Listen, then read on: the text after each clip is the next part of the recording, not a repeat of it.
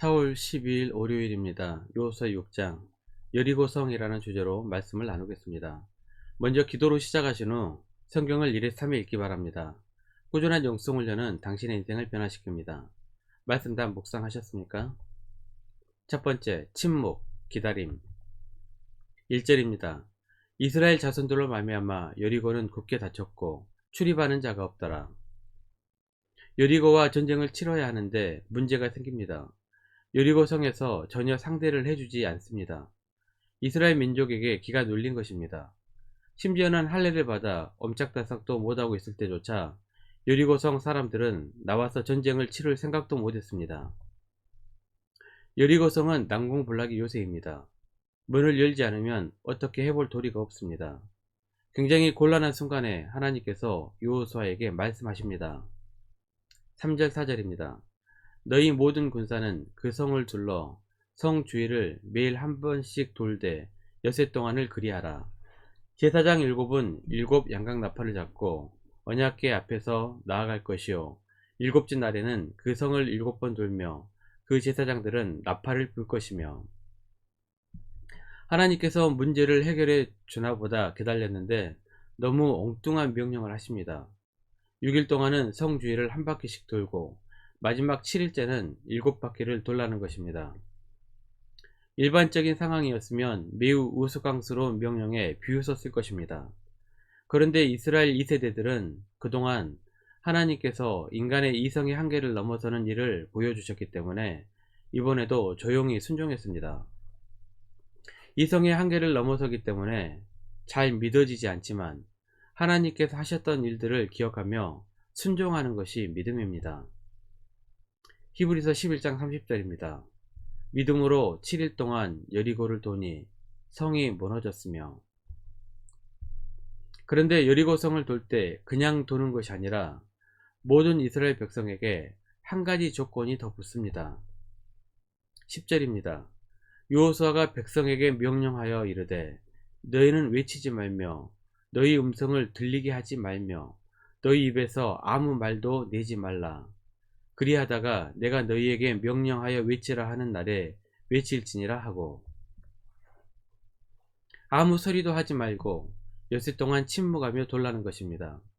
왜 여호수아는 이스라엘 백성에게 6일 동안 침묵을 명하였을까요? 우리는 몇 가지 논리적인 추론을 해볼 수 있습니다. 첫 번째, 사람은 성격이 급합니다. 하루 이틀 돌다 보면 궁금증과 조급증이 생깁니다. 과연 이 방법이 맞는 것일까? 6일만 기다리면 마지막 7일째 기적이 일어나지만 그 기적이 일어나기 전 6일은 매우 답답하고 조급해집니다. 이때 보통은 원망하고 불평하기 시작합니다. 수백만의 인구가 불평한다면 광야에서 불평하다 멸망할 뻔했던 일이 다시 발생할 수 있습니다. 민수기 14장 11절입니다. 여호와께서 모세에게 이르시되 이 백성이 어느 때까지 나를 멸시하겠느냐.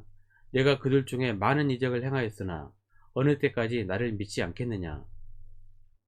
가데스 바네아에서 이스라엘 백성들은 원망 불평을 하자 하나님께서는 원망하는 소리를 하나님을 멸시하는 소리로 여기셨습니다. 여호수아는 이런 사람들의 속성과 습성을 잘 알았고 아무 소리도 하지 말고 6일만 침묵하라고 했을 것입니다.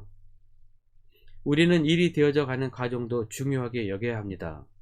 조급해서 결과만 생각하면 늘 원망하고 불평할 수밖에 없습니다. 노아도 방주를 만들고 가족과 각기 동물들을 배에 다 태웠습니다. 배에 타자마자 홍수가 시작되었을까요? 창세기 7장 10절입니다. 7일 후에 홍수가 땅에 덮이니. 6일 동안 노아의 가족과 동물들은 배에 들어가 홍수를 기다려야 했습니다. 배 밖에 있었던 사람들은 비웃기 시작했을 것입니다. 정말 미친 노인네야. 노아의 가족들에게 그 7일은 얼마나 고통스러운 기다림의 시간이었을까요? 하지만 그들은 침묵하며 기다렸습니다. 그리고 7일 후에 홍수가 땅에 덮였습니다. 예레미야가 3장 26절입니다. 사람이 여호와의 구원을 바라고 잠잠히 기다림이 좋도다. 두 번째, 침묵, 하나님의 음성을 듣는 시간. 8절 9절입니다. 여호수아가 백성에게 이르기를 마침에 제사장 7은 양각 나팔 7을 잡고 요 앞에서 나아가며 나팔을 불고 여호와의 언약궤는 그 뒤를 따르며 그 무장한 자들은 나팔 부는 제사장들 앞에서 행진하며 후그는 궤 뒤를 따르고 제사장들은 나팔을 불며 행진하더라. 양각 나팔이란 양의 뿔로 만든 나팔입니다. 7제사장이 양각 나팔 7을 잡고 나팔을 불었습니다. 보통 제사장이 부는 나팔 소리는 일반적으로 하나님의 음성으로 인식되었습니다. 계시록 1장 10절입니다. 주의 날에 내가 성령에 감동되어 내 뒤에서 나는 나팔 소리 같은 큰 음성을 들으니. 왜 여호수아는 이스라엘 백성들에게 침묵을 명했을까요? 두 번째 추론은 하나님의 음성을 듣기 위해서입니다. 정신없이 떠들기만 하면 우리는 하나님께서 하시는 말씀에 귀 기울이기가 어렵습니다. 우리는 말하기를 좋아합니다. 기도도 내 할 말만 줄기차게 떠들다가 끝납니다. 1시간 기도하면 1시간 내내 내 말만 떠듭니다. 하나님께서 말씀하시는 것에는 귀를 기울이지 않습니다. 내 기도하기에 바쁘기 때문입니다. 우리는 전혀 소리를 내지 않고 하나님의 말씀을 듣는 시간이 필요합니다. 수도원에서는 묵언수행 혹은 침묵기도 같은 것이 있습니다. 내가 말하지 않고 하나님께서 말씀하시는 것을 듣는 시간입니다.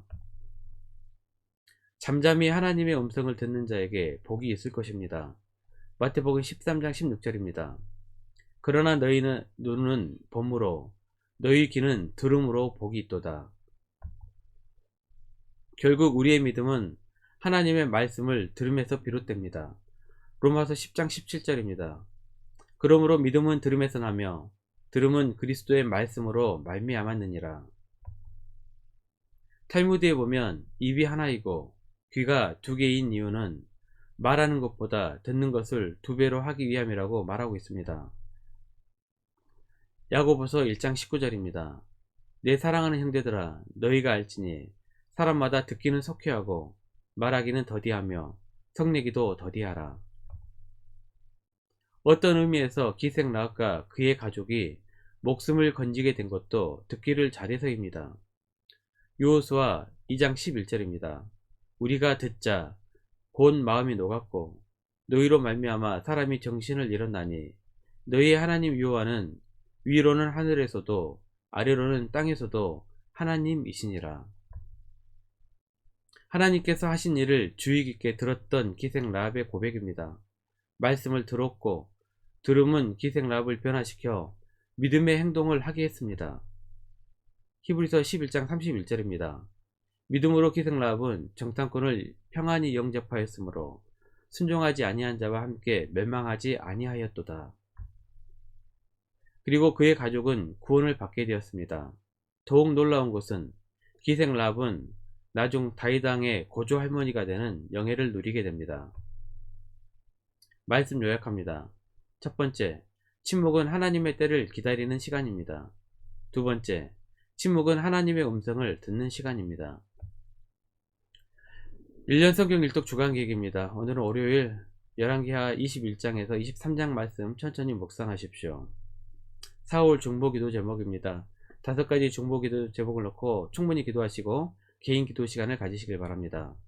가정에서 기도하시기 힘드신 분들은 교회 나오셔서 주중 기도의 시간을 이용하시면 됩니다. 새벽 6시부터 밤 10시까지입니다. 편하신 시간에 나오셔서 정기적으로 충분히 하나님과 대화하시길 바랍니다. 하루 30분씩 최선을 다하시기 바랍니다. 그러면 여러분의 삶이 변화될 것입니다. 영상을 다 보신 분들은 확인 문자를 보내시거나 유튜브에 댓글로 달아주시면 정기적인 영성 훈련에 도움이 될 것입니다. 오늘 하루도 승리하시기를 기도합니다.